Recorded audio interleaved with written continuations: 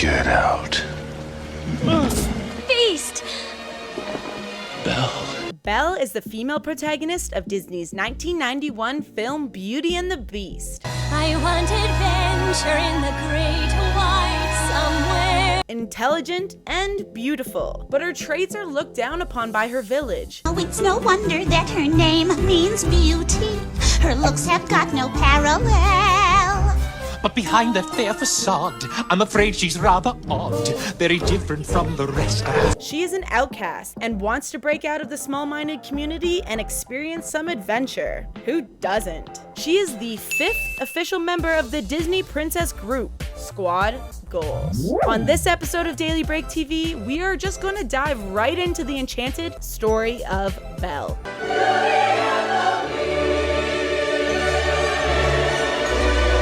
So Belle was actually going to be closer to the original version. She would have been more timid, yet still very caring. Take me instead. You would take his place? Oh, no! She had a sister named Clarice, as well as a snobbish aunt named Marguerite. But the Disney chairman at the time, Jeffrey Katzenberg, in 1989, was like, nope, that won't work. He said, we gotta rewrite that from scratch. He thought it was too dark and way too dramatic. So he hired a lady named Linda Woolverton, who basically just started screenwriting. Linda Woolverton is someone who is not only receiving tonight an outstanding award for contribution in screenwriting, but she is also a playwright, a novelist. But obviously she is amazing.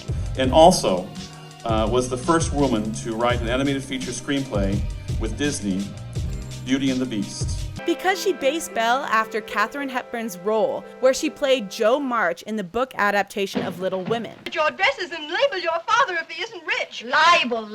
Don't say label as if Papa were a pickle bottle. She made Belle open-minded and a feminist. How can you read this? There's no pictures. Well, some people use their imagination. Linda Woolverton basically said, in the middle of our process, The Little Mermaid premiered, and that just changed everything. The concept of the musical, the Broadway, brought to animation by Howard Ashman and Alan Menken. So I was flown to Disney in Florida to meet with Howard. Howard and I just clicked. In a hotel room in Fishkill, New York, Howard and I pretty much just conjured up this version of Beauty and the Beast. Howard and I just never clashed. I was his student. He taught me everything I know about musicals. Be our guest. Be our guest with our service to the test. Now, Belle is not just concerned on appearance. She looks past all that and she can see into the heart. Who'd have ever thought that this could be? This is how Belle manages to break the Beast's curse and restore love and laughter to the castle. I told you she would break the spell. I beg your pardon, old friend. And I believe I told you. No, you didn't. I told you. You most certainly did not. Even when people gave her a hard time, she never changed. She sticks to her principles. Belle is cunning and uses her intellect to outwit people like the Beast. She's got some pretty good comebacks too in the film. If you hadn't have run away, this wouldn't have happened. If you hadn't frightened me, I wouldn't have run away. Well, you shouldn't have been in the West Wing! Well, you should learn to control your temper. Her love story is a beautiful one, not just because she found true love, but because she doesn't actually need it. She is well-rounded and satisfied with her life long before the Beast comes along. When we were kids, we were almost conditioned to think a story wasn't happy unless it ended in true love. There's something sweet and almost kind, but he was mean and he was coarse and unrefined, and now he's dear and so unsure. I wonder why I didn't see it there before. But Belle reflected the independence and passion that we felt on our own, without a relationship to validate it. Little town full of little people waking up to say. There's a thing called a classic Mickey, which is a geometric figure composed of 3 well-placed circles that resemble none other than Mickey's silhouette. They're actually hidden throughout several Disney films, and thus are known as hidden Mickeys. So if you look super closely when the Beast gives Belle that huge library, you can actually see the hidden Mickey at the top center bookshelf. You like it? It's wonderful. wonderful. Then it's yours. But let's be honest, Belle was probably so distracted by all the Shakespeare, she wasn't actually looking for a mouse friend. In this movie, it's really Belle who is saving everyone around her. Her father, the beast, and all the servants in the castle. She knocked away that damsel in distress trope out of our brains, and at an age when we most needed to be strong characters who fought for people they loved. I love you. Did you know in the original draft of the film, Gaston was actually supposed to be killed by wolves after surviving his fall from the Beast's castle? This plot was later reused for Scar's death in The Lion King. I thought he said we were the enemy. Yeah, that's what I heard. And? No. And some of the sculptures seen in the castle are early concept versions of the Beast.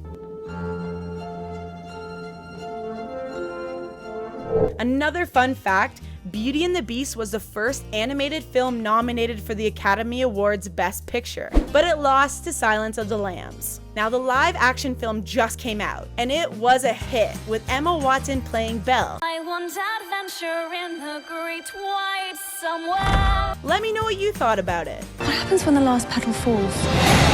The Nostel remains a beast forever. In its first 24 hours, the trailer reached 91.8 million views. That's actually craziness. It beat other trailers for Disney movies such as Star Wars: The Force Awakens, Captain America: Civil War, and Avengers: Age of Ultron. Now, that stud Ryan Gosling was offered the role of the Beast. Seriously? It's like you're photoshopped. Can I? But turned it down to appear in La La Land instead.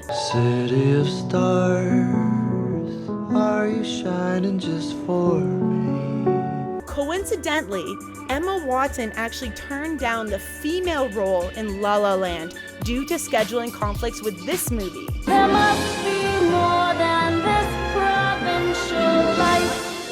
3 new songs have been added to the animated classics soundtrack.